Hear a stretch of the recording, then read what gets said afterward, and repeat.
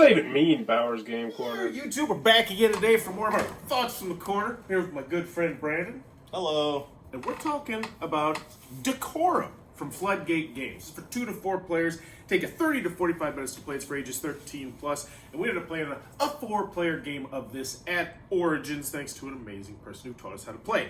This is a cooperative house decorating game, where essentially, at the beginning of the game, a house is going to be set up. And in that house, there are going to be certain items. There's going to be lamps and pictures and bureaus, and you'll have retro stuff, and you'll have futuristic. You'll have a couple different classifications. Yep.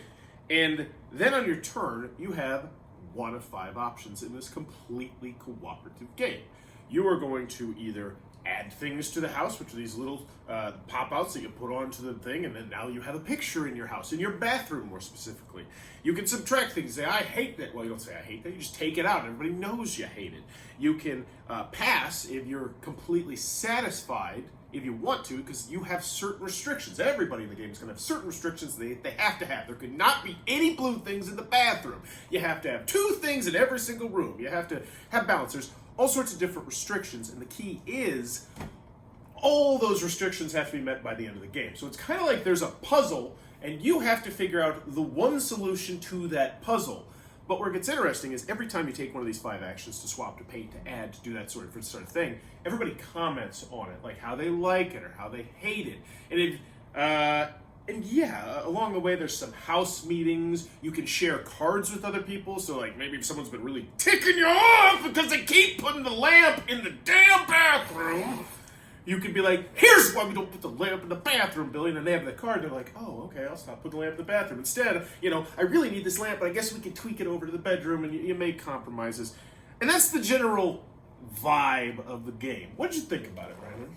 Just to kind of comment, so like you said, big logic puzzle, but you can't communicate. Everybody's got their own goals, but you're not allowed to specifically say what those goals are. Mm-hmm. So you might want one thing, like you said, the lamp in the bathroom, but you don't want it to be an antique. You want it to be a retro style lamp.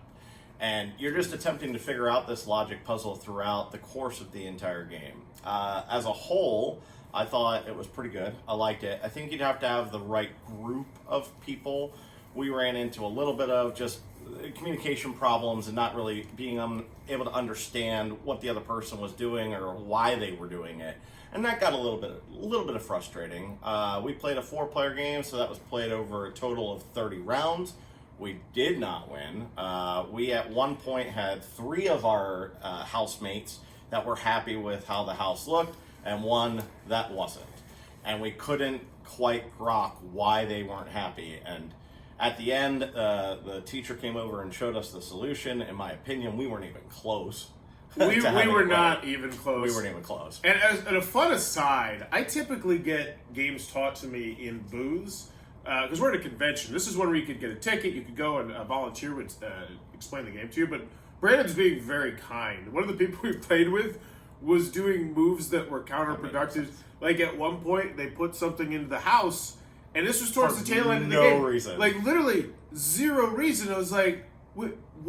What? Did you have a reason to do that? And it was like, no. And I was like, what? That's just screwed up. Because the thing is, there's 12 conditions that have to be met in a 4-player game. Overall 12. Yeah. And so there's only one solution. You can't just add stuff in, because if someone just adds stuff in, that means someone else has to literally waste their turn just to get rid of it.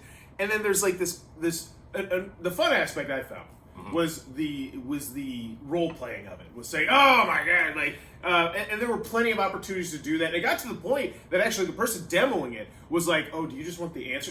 They thought we were actually mad at each other and getting frustrated, but just because we were hamming it up, like, why are you doing this in the bathroom again? And I think that's the best way to play it. But he's being kind.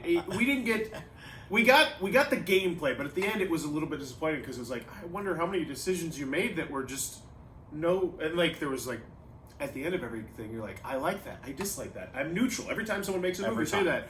And they were like, well, I like that. And they're like, oh, do you? It's like, oh no, I actually like that. Like literally, it's like, but that's not gameplay wise. Like, it's great, but we don't know that you mean you literally like the thing. And like, oh yeah, I like how that duck looks. Well, that's not part of the puzzle. We don't care. The house meetings you kind of hit on, that gives you the opportunity to talk a little bit more about specifics that you want. So let's say there's too much stuff in the logic puzzle. You want 4 empty spaces, for example, but there's 3 empty spaces. You could say something along the lines of, there's too much clutter. Yeah. Right? She said there were 10 scenarios in a 4-player game. Mm-hmm. Not sure how many there are in 3 and 2, and I can't imagine if there's a solo. There couldn't be. It's 2 to 4. 2 to 4. Okay. Overall, though, it was enjoyable. I'd like to play it with a group of friends that I know. Part of the problem with con games is you don't know what kind of people you're going to sit down at the table with. You're rolling the dice as to whether they're going to have AP and take forever, or they're not going to grok it completely, or. And you're also kind of depending on the teacher, right? And our teacher was fine for this one, absolutely. But there's still some little wonky things where you're like, that doesn't sound right. And you got to go to the rule book and kind of weasel your way through. And you don't normally do these ticketed events, but I do. I see why I do. It's a crap. It really is a crapshoot. It's a crapshoot. So, final question I ask you, at the end of everyone. Would you want, if I had this game right here, would you add it to your collection? No. You would not. I would not. But you enjoyed it, not add it to your collection. I'm the same way as well. This is not my particular style of game. Don't get me wrong. If someone wanted to play this, I would absolutely be like, if somebody else owned it and was like, hey, let's do some Decorum for a fun hour-long-ish just banter. I mean, that's really what you're playing for, in my opinion. You're not really playing for the gameplay. Like you said, you're kind of playing for the role-playing, for the banter, for the going back and forth of, I hate that, why'd you do that, oh dear lord, that's terrible. I don't know if I'd go that strong. Like, the gameplay was fun. It was fine. But I think it got taken to another level because we were laughing and enjoying ourselves and, like, making side chatter while someone might be taking a little bit too long on their turn. Because granted, it's not going to take you that long on your turn most of the time. Right, it's remove. I hate that. Okay, well, all 3 people hated that, but then you're trying to figure out why. They hate it because it might be different reasons. Like, right. Yeah, I do like the lamp, but not there. Right. I am in the same boat. I don't think, if I got this one, I think it would just sit on my shelf. It wouldn't get played. Yeah, just because it's not my particular style of game. I did enjoy it. I'd play it again. I wouldn't actively try and play something else either. I wouldn't be like, oh, well, yeah, let's put out some more options on the table. I'd be like, yeah, cool with that. But yeah, Decorum. I do think, though, if you're a fan of logic puzzles, I think if your group is, I think this one could go over very, very well. Yep. Easy to learn, easy to teach. Yep. But there you go. That's Decorum from Floodgate Games. It looks like it might be a cup of tea. Be sure to check that one out. If you enjoyed this Origins coverage, please be sure to click on that subscribe button down below. As I'm trying to reach 10,000 subscribers so up our 10-year anniversary and making YouTube content. And in the comments below, let me know. What is your favorite thing in your home? One thing. Favorite thing. The bar. My bar. He does in a sick bar. I got a bar. That's like in his basement, man. Your basement. My basement, yeah. For me personally, and I'm not going to count people because I'd have to say family, and that's a lame answer. No, I'm not going to say that. I'm making. Go ahead. Well, I'm also protecting myself because I wouldn't say no. I would say family. I'm going to go with my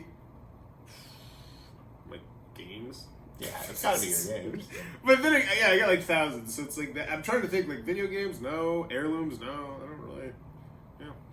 Prized possession. Let me know in the comments below what's your favorite thing in your home. And as always, thanks for your time, YouTube. This video is brought to you by all of my amazing Patreon supporters, and I would love it if you would join their ranks and have your name immortalized in the end of many of my videos for the end of time. But consider for only $1 a month, and as always, thanks for stopping by.